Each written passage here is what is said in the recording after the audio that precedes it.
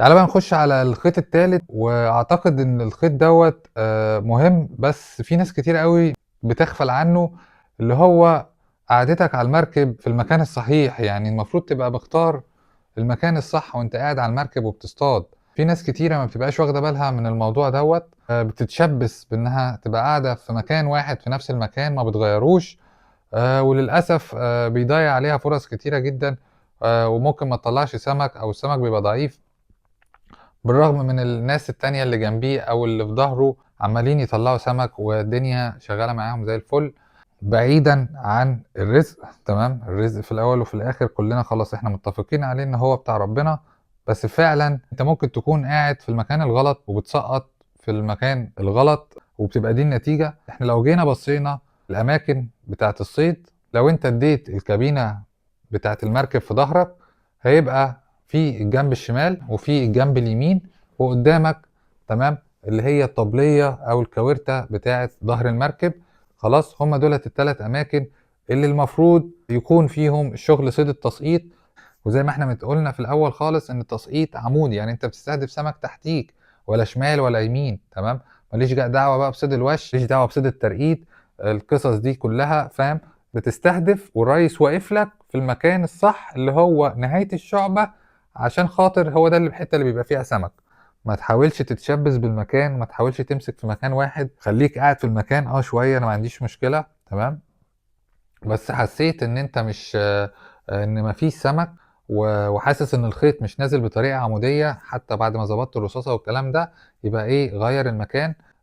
عينك الرادار بتاعك الوحيد هو حركة الرصاصة واتجاه الخيط، عينك دايمًا على الخيط، شوف الاتجاه ماشي إزاي، هل هو نازل رأسي والّا حادف يمين شوية أو حادف شمال شوية، فأنت بناءً عليه تبتدي إيه، تضبط القعدة بتاعتك. ال3 أماكن دُولة هم يعتبروا كلّهم ممتازين، تمام، وكلّهم كويسين، ما فيش مكان أفضل من مكان، بس أنت بعض الأحيان بتحتاج إن أنت تشتغل على الجنب اللي فيه الطيار واخد الخيط، تمام، مش الطيار اللي جايب الخيط تحت المركب، تمام. حاسس إن المكان مش جايب لك سمك، غيّر المكان. خلاص، ممكن تكون أنت واقف في جزء في الشُعبة ما فيهوش سمك، تمام، وزمايلك في الناحية التانية أو في ضهرك على الجنب عمّالين يطلّعوا سمك، هم واقفين على الحتّة اللي فيها السمك وأنت مش واقف على الحتّة اللي فيها السمك.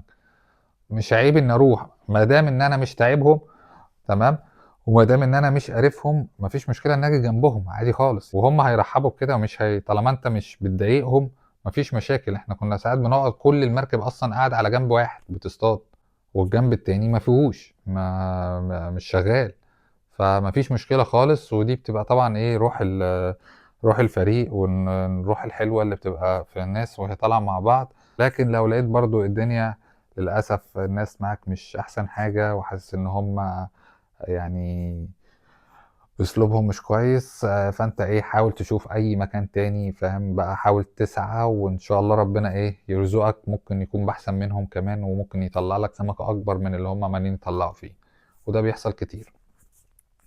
خلاص، فده بالنسبة للخيط التالت. تعالَ بقى الخيط الرابع والأخير ألا وهي طريقة الصيد. هاشرحها كده بطريقة عملية شوية. آآ لإن طريقة الصيد دي هي دي برضه نقطة مهمة، لمجرد مش بترمي الخيط ومستني السمكة تشدّك وأنت ترُد والكلام ده كلّه، لأ، في حاجات كتيرة أوي خلّي بالك منها، ممكن تضيّع لك سمك كتير، ممكن ما تخلّيش السمكة تشكُم صح، السِن يشكُم صح في بُق السمكة، كل الحاجات ديّة إيه، تعالَ نتكلّم فيها. بس الأول خلّيني برضه إيه، أجيب سيرة العِدّة في الطريق، بحيث إن إحنا إيه، تبقى دخلت في ضمن القصة، ومش هاخش فيها في تفاصيل كتيرة لإن هي ما فيهاش تفاصيل، الموضوع بسيط أوي. أنت عندك هتجيب مكنة، تمام، مكنة تسقيط مقاس 8000، ماشي، حلة معدن، خلاص، مش مكنة 8000 تشويح، تمام، عشان في فرق كبير أوي ما بين شكل التشويح، تمام، دي بتاعة الحدّاف، دي ما ينفعش، دي بتبقى صعبة جدًا والأكس دوّة بيبقى عليه الحمل، تمام، مش هتستحمل معاك، دي ممكن تتكسر، الأكس اللي جوّه ده، تمام، أو عمود الرصاص ده ممكن يتكسر، لإن هي بتعلى مستواها لمّا بتترفع لفوق، مستواها بيبقى أعلى من المكنة العادية بتاعة التسقيط. فمقاس 8000 بتاع تسقيط. هتخش للراجل المحل تقول له انا عايز مكنه 8000 بتاعه تسقيط، حله معدن، خلاص، عليها شعر 50 في الملي، تمام، او 40 في الملي حسب بقى المنطقه. يعني مثلا لما بنتكلم على السخنه انت بتحط 40 في الملي. بتتكلم عن من اول الزعفرانه وانت نازل بقى لتحت هتحط 50 في الملي. خلاص، ده الشعر الاساسي اللي بيتحط على المكنه لو نايلون. لو انت هتستخدم حرير او بريد هو 30 لبرة، تمام، اللي هو 30 ال بي 8 فتلة، تمام. آه آه، خلي بالك من الدراع، وضعية الدراع. حاول تستخدم الدراع في الايد الاضعف، تمام، بحيث ان ايدك الاقوى هي اللي ماسكة القصبة والحمل عليها، اولا عشان تفضل مستحمل طول المدة اللي انت ماسك بيها القصبة على المركب. النقطة التانية، ايدك الاقوى هي اللي هتحس بالهزات بتاعة السنارة. مسايسة السمكة في اللكع، الإحساس بتاعها في إن أنت تقدر تسايس السمكة، تمام، بتنزل السنارة لقدام، بترفعها، بتشد عليها، الكلام ده كله بإيدك الأقوى. أما إيدك الأضعف فهي كل دورها إن هي بس بتلم الحلة وتلم الخيط على المكنة، تمام. فأنت لو إيدك اليمين هي القوية خلي الدراع في إيد الشمال، لو العكس إيدك الشمال هي الأقوى خلي الدراع في إيدك اليمين، عشان تقدر تعرف تحس بالسمكة أكتر وتقدر تشتغل عليها صح.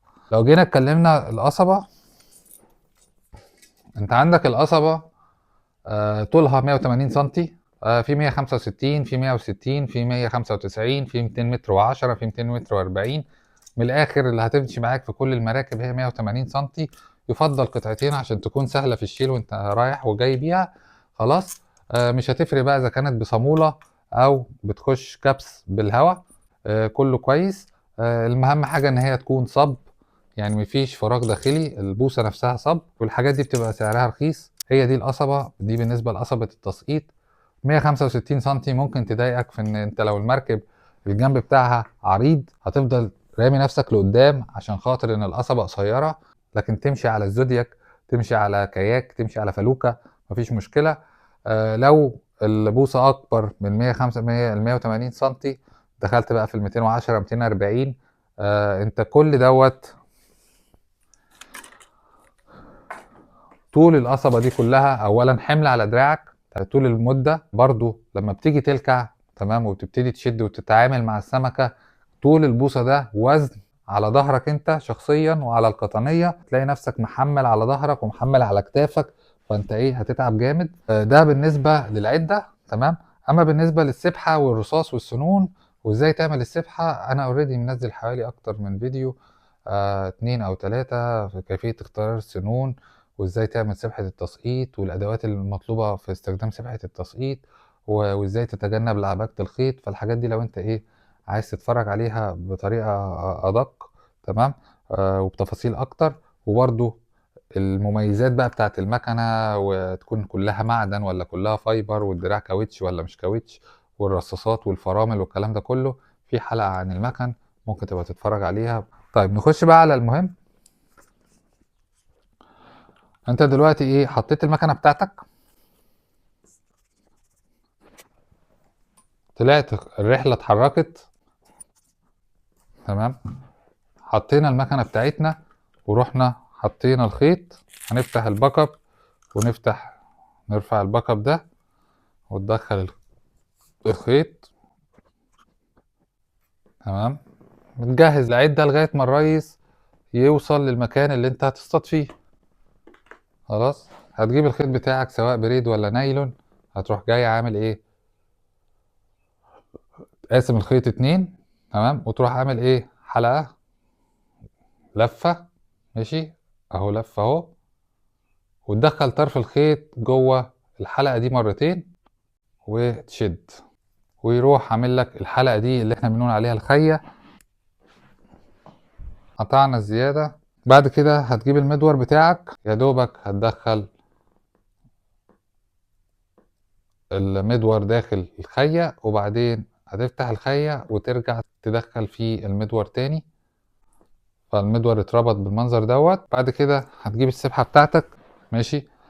انا ما بحبش احط السبحة على طول الا لو انا عارف انا هشتغل على ايه وسمك عامل ازاي، لكن لو انا مش عارف سمك عامل ازاي يعني ما بحبش اركب السبحة. انت كده كده بتبقى عامل السبحة دي معاك في الفلة، تمام، بس مش هطلع واحطها على طول. تمام، الاول انا بحب احط رصاصه، خيط مربوط فيه رصاصه، وابتدي انزل اعرف التيار ماشي ازاي، عشان اعرف وزن الرصاصه اللي انا محتاج احطه قد ايه، 60 جرام 80 جرام 100 جرام. بعد ما انت ما بتعرف الوزن الرصاصه المظبوط، تمام، بتبتدي ايه، تربط الرصاصه الصح في السبحه بتاعتك.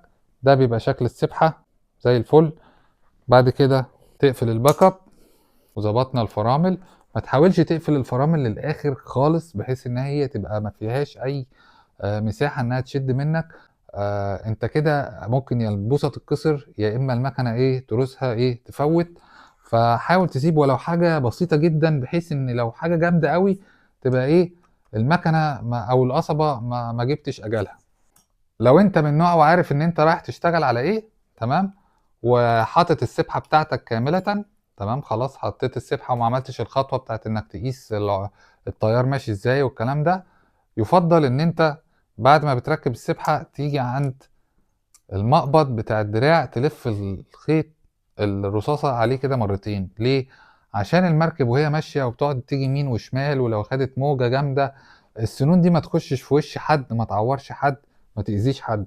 تمام، وبتحطها في الكوبايه بالمنظر دوت، وانت كده تمام ومستعد.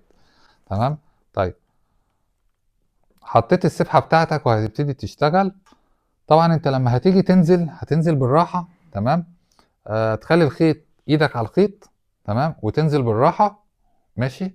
بحيث ان انت ايه، ما تخليش السبحه تقعد تنزل تلف بسرعه بسبب التيار وبسبب الطعم ووزن الرصاصه، وتنزل ايه، تقعد تلف مع انك حاطط مدور والدنيا امان.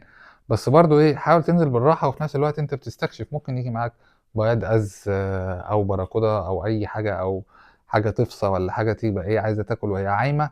وانزل بالراحه عشان تضمن انك تنزل بطريقه رأسيه وتشتغل على النقطه اللي تحتيك. خلاص، بلاش فكره اللي هو ايه بسم الله يلا وروح ايه رامي الخيط وسايبه بقى ينزل لغايه ما يضرب في الارض. طيب، بعد ما هينزل في الارض، تمام، انت هتقفل. تمام.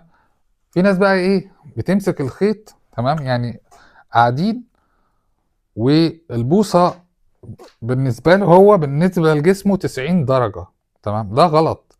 انت كده ما عندكش اي مساحه، تمام، ان انت لما تيجي تلكع، تمام، هتعمل ايه، هتلكع تضرب في سقف المركب.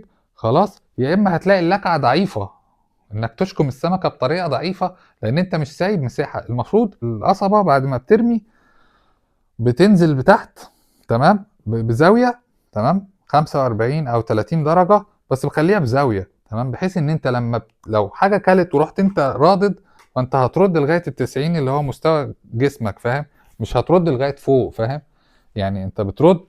فدي مساحه اكبر ان انت تقدر تشكم السمكه، ممكن تشد مرتين مع لفتين كده تلاقي نفسك ايه بتشدها بتشكمها كويس، وبعدين ايه تبتدي ايه تتعامل معاها.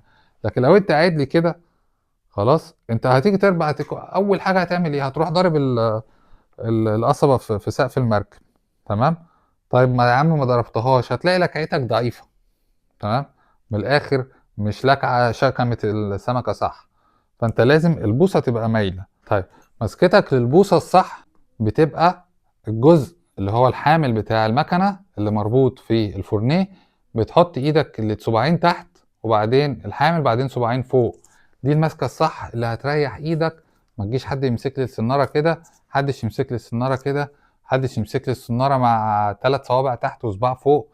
تمام، لا انت عايز ايه، بين الصباعين اللي في النص دول اهو، بحيث ان انت بالتلاتة دول مأمن على المكنة، والصباع ده بيبقى حر ان انت، تمام، لو عايز بقى تمسك الخيط على ايدك، تمام، لو عايز تمسك الخيط على ايدك بالمنظر ده وتحس بذبذبات السمكة في الخيط، ده الصباع ده بيبقى حر. ماشي، دي بالنسبة للمسكة. طيب دلوقتي انت بعد ما نزلت خالص ماسك القصبة بطريقة مظبوطة، ماشي، وايدك على الخيط عشان اولا تبتدي تحس القاع، اذا كان انت داخل على شعبة او على رملة او الكلام ده كله، تبتدي تحس تشعر بذبذبات. ممكن الذبذبات دي بتبقى رصاصة بتتحرك تحت مع التيار او السمك بياكل. فانت ايه، دايما خليك مركز مع الخيط. تمام، سواء بقى ماسك الخيط او من طرف القصبة اللي هو بنقول عليه اللبلوب او طرف السنارة. لو حسيت ان هي ايه عمالة تاكل معاك، استنى كده ايه نقرة 2 وبعدين ايه الكع. وفي ناس بتلكع على طول، مجرد ما السمك ياكل يبتدي ينقر في الطعم يلكع في ساعتها. دي حسب بقى طريقة كل واحد، دي مدارس.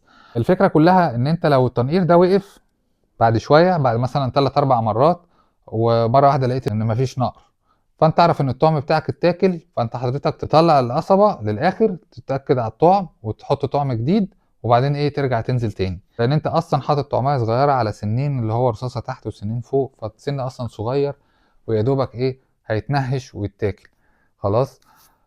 لكن ما تفضلش سايبها لي مثلا بالعشر دقايق وربع ساعة.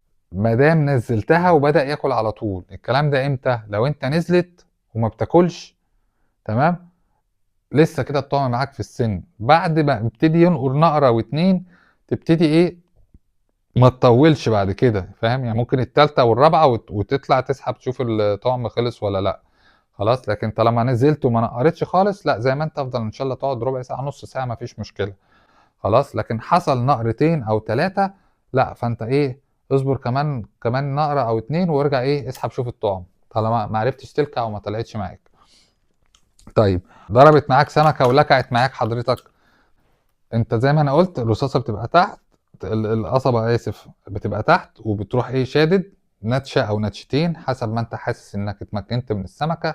بتبتدي ايه ترفع وانت نازل تلم، يعني بترفع القصبة لفوق، بتجهد السمكة وترفعها لفوق وانت نازل بالقصبة تلم. الموضوع ده سريع مش بالراحة، عشان خاطر ما تديهاش فرصة ان هي ايه توعر او تدي راسها لتحت وتبقى عايزة تجري في الشعبة. فانت ايه وانت طالع ما بتلمش وانت نازل بتلم، وده عشان خاطر تحافظ على المكنة وما بتبقاش عامل زي مقاومة عكسية مع السمكة، فما تشرطش بق السمكة والسمكة تهرب منك. هي ما بتقاومش، انت بترفع، حسيت انك رفعت ال 45 درجة وانت نازل بتلم على طول. طب وانت نازل او انت طالع هي ايه ردت معاك تاني، فاقت وصحيت وعايزه بتقاوم تحت وبتنزل تاني، خلاص انت هتوقف لم بالقصبه وتبتدي ايه تسايس تنزل البوصه تاني ترجعها تسايس هديها ما تخافش. ما انت كده كده يعتبر شبه قافل الدراج، هتسايس معاها. وبرده دي من ميزه ان الدراج يبقى مفتوح، هتشد مثلا ايه 50 سنتي متر مترين، فاهم؟ فانت ايه خلاص يعني انت اديتها برضو اجهدتها وفي نفس الوقت مفرمل عليها بحيث ان هي ايه تستهلك وتخلص طاقتها. خلاص وقفت، ترجع ترفع لفوق وتلم تاني. سمكة صغيرة بقى عادي ممكن تفضل وانت اصلا ايه واقف في مكانك وبتلم، طالما انت حاسس ان هي سمكة صغيرة ما فيهاش مشكلة والمكنة مستحملاها والقصبة مستحملاها خلاص. لكن لو سمكة كويسة وسط او سمكة عفرة، انت لازم تسايس السمكة، لازم تعرف ازاي تسايس السمكة، تمام؟ لو هي بتشد ما شد ما لمش، ما بقاش انا ايه طاقة عكسية باتجاه عكسي مخالف ليها، يا اما هتشرط بقها يا اما هتقطع السبحة او السن ويجي في اسنانها، يا اما ايه هتأذي المكنة بعد فترة كبيرة من طريقة الصيد ديت خلاص، يا اما القصبة تتكسر لو حاجة تقيلة. طيب طيب هي وقفت برجع الم تاني اسحب لفوق وانا نازل الم، تمام؟ يبقى العمليه بنفس المنظر ده، ان انا بسحب لفوق وانا نازل الم واسحب لفوق وانا نازل الم، تمام؟ هي دي النقطه. لو جيت وعرت، لما بتيجي توعر اول ما تحس انك وعرت في سمكه مثلا خدتها وعرت خلاص، او انت كنت قاعد وسرحان وعرت، او المركب بتيجي يمين وشمال وبتوعر، ما تشدش بالمكنه، ما تقعدش تشد بالمكنه خلاص. على طول انت تفتح الباك اب، هتحط المكنه القصبه جنبك العده جنبك وتروح جايب الخيط بالمنظر ده وتبتدي تشوف فيه ايه، لان انت ممكن بشدتك بالقصبه انت تخلي السن او الرصاصه يتزنقوا اكتر في الشعبه خلاص. انت الاول بتبتدي ايه خلاص انت فكيت، تبتدي ايه تمسك الخيط على صباعك، تبتدي تشوف كده ايه في هز ولا الرصاصه حره ولا لا. اول حاجه بتعملها بتشوف الرصاصه حره ولا لا. طب الرصاصه حره، تمام، يبقى ايه اقعد ايه مثلا اقعد اسايسها بالمنظر ده، تمام، اقعد اهزها كده بحيث ان الرصاصه تتنطر. طيب ما اتنطرتش بسيبها 10 دقايق، ممكن المركب بتلف زي ما احنا متفقين يمين وشمال خلاص.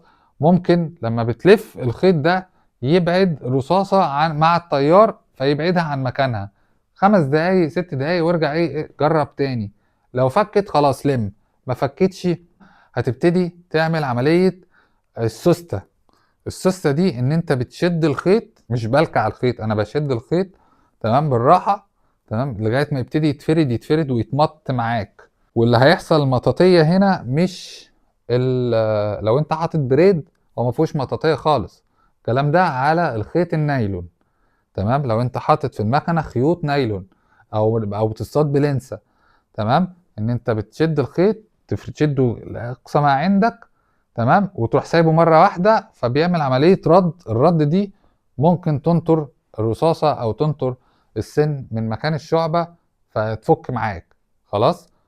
لكن فكره البريد لو جيت عملت الطريقه دي بالبريد، فانت كل اللي هيحصل فيه الشد هو السبحه، النايلون اللي على السبحه، النايلون عشان النايلون هو اللي فيه المطاطيه، تمام. فلو هي مشعبه من الرصاصه او مشعبه من سن، المطاطيه هنا.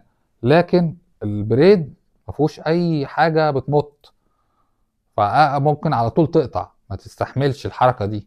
خلاص ده بريد، تمام. ما فيهوش اي مرونه خالص، يعني مش عكس النايلون، زيرو مرونه، تمام. دي من ناحيه الوعر.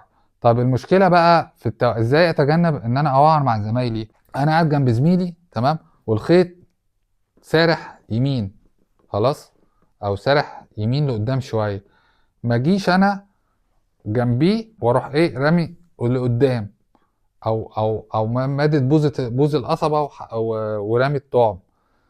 انت كده لو جيت لميت هتاخد زميلك معاك. انت من بعديه من جنب المركب عدل، انزل بالخيط بتاعك. يعني انا دلوقتي قاعد اهو وزميلي على شمالي والخيط بتاعه سارح يمين، لو سارح يمين هنزل في مكاني بالراحه، طب لو سارح شمال هنزل عادي، مفيش مشكله خالص. انا كده كده خليك فاهم ان انا بعيد عن زميلي. طيب لو انا قاعد في الظهر اللي ورايا والطيار سحب الخيط تحت المركب، تمام، يعني انا قاعد والخيط ساحب تحت المركب وفي ناس ورايا بتصطاد، دي بقى لازم تركز فيها، لان هي دي بسبب دي اكتر حاجه بيحصل لعبكه مع زمايلك ومع اصحابك. ان انت مجرد اول ما تنزل الخيط وتلمسه على الارض انت ثبت ايدك، ما تفتكرش ان هي لسه ما نزلتش. يعني ليه؟ لان الخيط عمال يسرح منك، فانت بتقعد الرصاصه نزلت على الارض والخيط عمال الطيار يسحب منه يسحب منه يسحب منه، يروح جاي فين؟ عند زمايلك اللي ورا. يجي زميلك وهو بيلم ومعاه سمكه، يروح لافف كله على بعضه، تروح انت حاسس ان في سمكه ضربت معاك، تروح انت كمان شادد، تروح ملخبط الدنيا، والدنيا باظت كلها على بعض.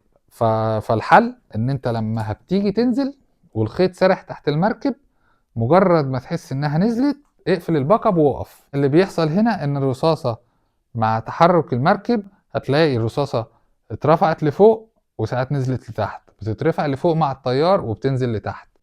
لما بتيجي تترفع لفوق ما تقولش ده انا عايز انزل المس في الارض، لا انت مش بتلمس في الارض، انت عمال تروح ناحية زمايلك في الحتة بتاعتهم، ومن هنا يحصل اللعبكة. خلاص ده بالنسبة للتوعير.